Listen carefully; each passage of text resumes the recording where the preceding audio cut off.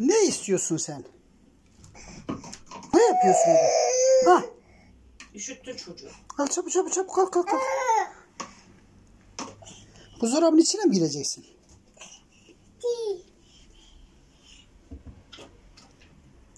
Orada gir. Rafın birine gir, içine gir.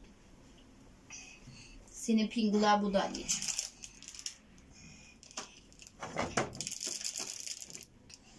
Ne yapacaksın onu? Hı.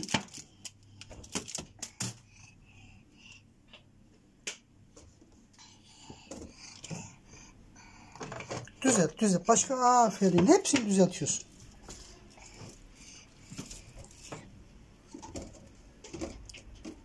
Onlar kalsın. Heh, alttakiler düzelt.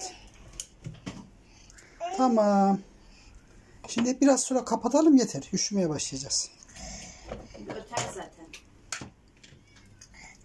Bak kedi de dışarıda. Bizi içeri al diye miyavlıyor.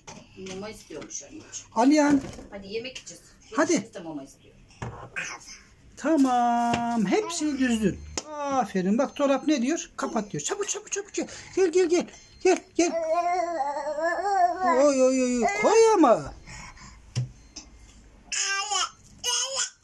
Ha. Hadi ama. Çabuk çabuk çabuk. Gel gel gel gel. Gel kapatalım. Bak bunlar da içmiyoruz. Gel. İçeride kaldı. İçeride kaldı.